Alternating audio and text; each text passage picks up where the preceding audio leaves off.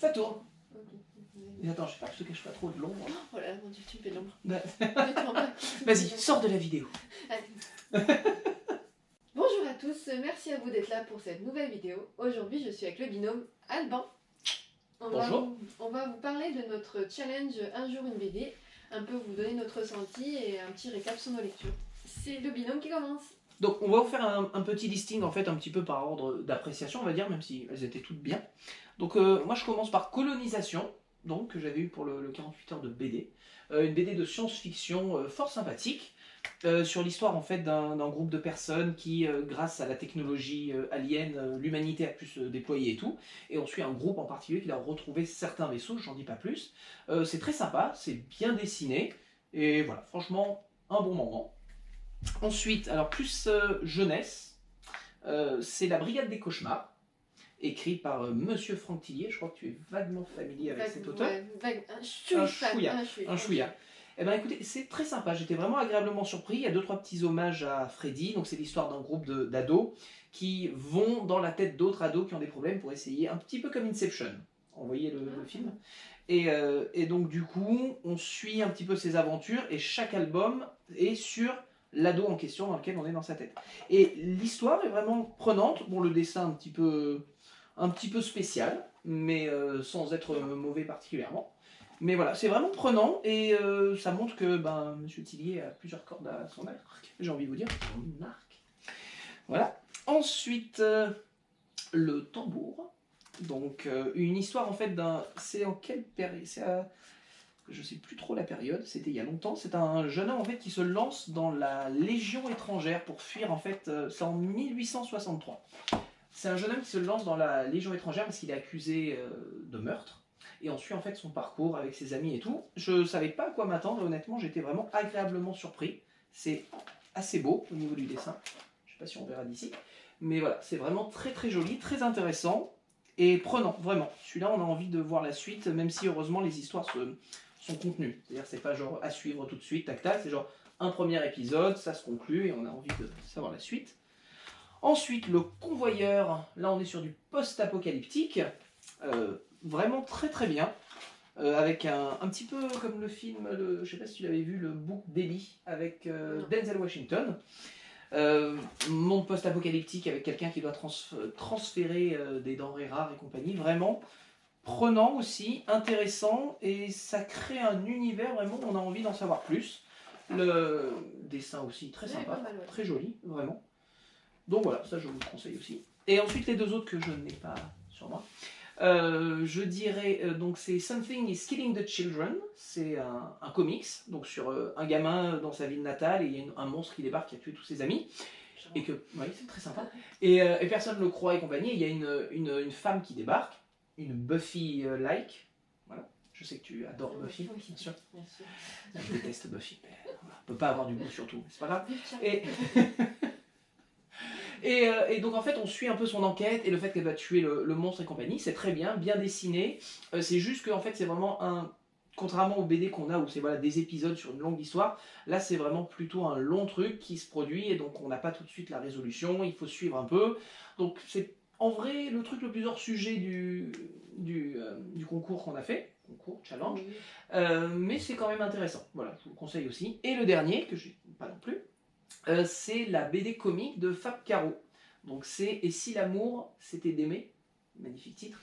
Donc c'est l'auteur de Zai Zai Zai, une BD que vous avez peut-être entendu parler, à l'humour absurde, que j'ai trouvé absolument génial, et même chose pour celui-ci. Donc c'est une sorte de parodie un petit peu des romans photos qu'on peut voir dans les vieux magazines ou quoi que ce soit. Genre Ouais, voilà, c'est exactement ça, et avec toujours son humour, et vraiment, ça m'a fait vraiment rire, et Dieu sait que ça m'arrive rarement de rire à gorge déployée en lisant un truc, mais celui-là vraiment je l'ai adoré, je vous le conseille chaudement. C'est tout pour moi, je vous en prie. Alors moi je vais commencer par Moby Dick. En fait c'est une réécriture de Moby Dick avec Picsou, Donald et les frères... Riri, Fifi, Loulou. Voilà, les Riri, Fifi et Loulou. Donc là en fait on va suivre Picsou qui est capitaine, qui veut retrouver Moby Dick, le gros cachalot blanc, pour retrouver son chou fétiche, parce qu'en fait Moby Dick lui a bouffé le chou. Voilà. Et donc on va le voir partir à la recherche de cette baleine avec pour seul point de mire rentrer dans son ventre pour lui extirper son trésor. J'ai beaucoup aimé les illustrations. Bon, après, moi, je suis une grande fan de Donald. Mais voilà, j'ai trouvé ça très belle, j'ai adoré. Voilà, j'ai beaucoup aimé l'univers Retrouver Donald. Ensuite, j'ai lu Spirit de Mara. Donc là, on est dans les années 30 en Amérique. On va suivre un jeune homme qui s'appelle Ian Davenport, si je ne me trompe pas. En fait, il est donc spiritologue, il enquête sur les phénomènes étranges. Et là, en fait, donc c'est un premier tome, ce sera amené à être une suite. Ok. En fait, on le suit, il est en train d'essayer d'élucider le meurtre de son mentor, en fait, qui a été assassiné par une espèce d'entité un peu étrange, corps humain, mais une espèce de tête avec un bocal avec une entité dedans. Ok. Donc voilà, donc il va essayer de résoudre ce meurtre tout en prouvant un peu l'existence de ces fantômes. Donc ce qui est bien, c'est que vous avez des planches. Et il y a aussi à la fin une partie dessinée qui en fait est le carnet de croquis de Ian Davenport. Et nice. les dessins sont juste trop beaux. Oh, c'est cool. Donc voilà, j'ai bien aimé l'ambiance de spiritisme, années 30. C'est vraiment une très belle BD, je pense que je suivrai les autres. C'est un jeunesse? Ouais, c'est jeunesse. Ok, d'accord. Ensuite, j'ai lu le très attendu Margot Motin, donc le printemps suivant. Donc là, c'est Vent lointain, où là, on suit donc, le personnage principal qui est Margot Motin, qui vient d'emménager avec son conjoint Paco et leurs enfants. N'ayant pas lu les autres livres de Margot Motin, je sais pas si c'est une famille recomposée ou pas. C'est pas précisé dedans. D'accord. Donc j'ai cru comprendre que c'était leur fille, mais je suis pas sûre à 200%, parce qu'ils ont 2 adolescentes. Ah oui. Et en fait, là, on les suit, ils emménagent ensemble dans une nouvelle maison, avec les disputes, ils vont à Ikea, ils se disputent parce qu'ils n'arrivent pas à trouver de points communs ensemble. Et ça se finit sur un grand cliffhanger donc qui donne envie de lire la suite.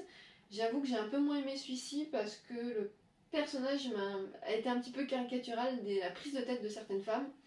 Et je suis pas du tout comme ça, donc voilà, ça m'a un petit peu... j'ai trouvé un peu hystérique parfois, mais voilà, sinon les dessins sont juste géniaux, elle dessine vraiment très très bien Margot Motin. C'est vraiment... c'est vivant quoi. Ouais, à chaque fois c'est très très bien fait. Ensuite j'ai lu Malgré tout de Jordi Lafèvre. Là c'est avant tout les illustrations, parce que moi j'adore les dessins comme ça. La couverture est magnifique aussi. Ah ouais, c'est trop trop beau. C'est une BD coupée sur 20 chapitres, et en fait c'est une histoire d'amour à rebours. Premier chapitre, on retrouve donc les 2 personnages, ils sont à la retraite et on apprend qu'ils sont enfin ensemble. Et petit à petit, on remonte sur leur histoire d'amour où en fait ils se sont plus ou moins perdus, retrouvés, perdus. Donc voilà, c'est une jolie histoire, j'ai bien aimé. Je trouvais ça assez romantique. Et ouais, les dessins sont juste trop trop beaux. Donc à rebours, donc on part de la fin, on revient au moment en fait, peu comme Irréversible, mais en mode positif. Voilà, exactement. Ça commence où ils sont à la fin, donc ils se retrouvent ensemble à la retraite et on les voit au dernier chapitre, donc qui est le chapitre numéro 1, où c'est leur première rencontre sur un bateau. D'accord. Et ils sont très jeunes. Okay. Donc voilà, bien aimé. Ensuite, je crois que ça te dit vaguement quelque chose. Voilà, Les Indes fourbes de Erol et Guarnido. Donc là, on va suivre Don Pablo de Segovi, donc qui est un aventurier, entre autres. C'est un bon aussi. Baratineur, oui, c'est moins qu'on puisse dire. Et en fait, on le suit donc, dans les Indes, je dirais 18e siècle. Ouais, voilà. ça paraît crédible. Où en fait, il rencontre plusieurs personnes sur son chemin, avec qui il va tisser des liens pour, entre autres, chercher l'Eldorado. C'est bien ça, hein. Tout à fait. Donc voilà, c'est très beau graphique. C'est une grande BD, hein. Elle fait quand même plus de 140 pages. Elle est vraiment très très belle. Vous avez des illustrations magnifiques dedans. Ah oui, c'est pour ceux à qui ça parlerait, c'est le dessinateur de Black Sad.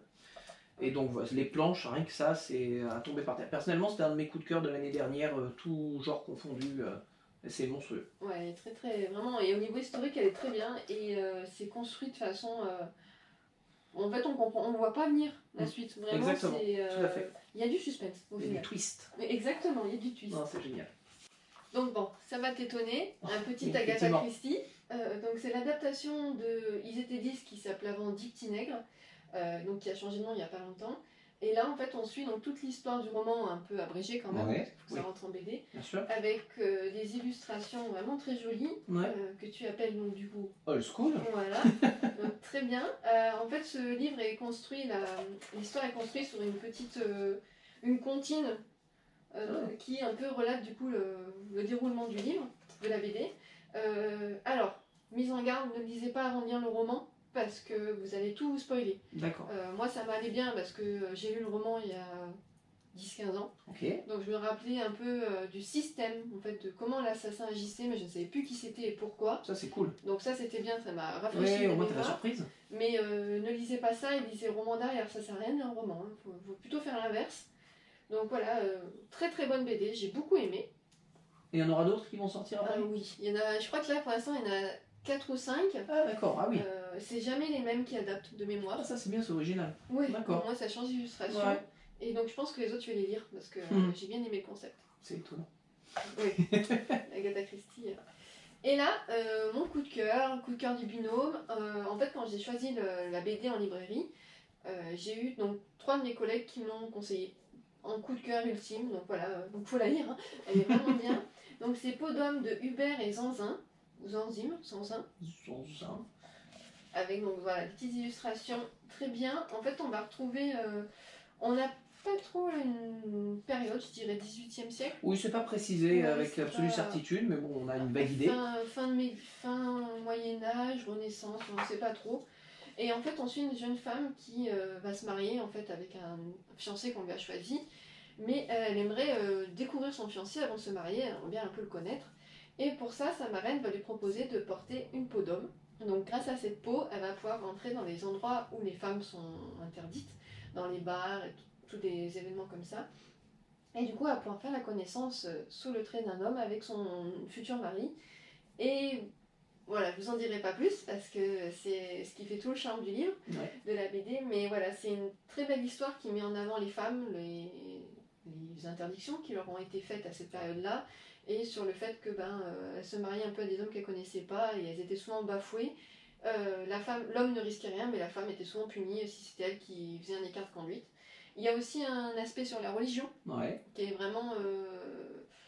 elle est très présente, elle dirige les mœurs, et selon la personne qui prêche la religion, ça peut être vraiment extrême. Donc voilà, là c'est un bon conte moral, on peut dire, je pense. Ouais. Non, vraiment excellent. Je pense que ça fait partie de mes coups de cœur de l'année aussi, clairement. Donc voilà, lisez Peau d'homme, c'est vraiment très bien. Ben voilà, je crois qu'on a fait le tour. On a fait le tour, on vous a présenté 14 BD en une vidéo, c'est un bon compte, je trouve, un bon pourcentage. Une vitesse d'usine. C'est ça. En espérant que ça vous a plu, pourquoi pas refaire un challenge avec des mangas, des comics, voilà. Oui, on peut varier les plaisirs. Exactement. N'hésitez pas à nous dire en commentaire qu'est-ce qui vous ferait plaisir. Et puis à très bientôt pour une nouvelle vidéo. Ciao ciao. Ciao.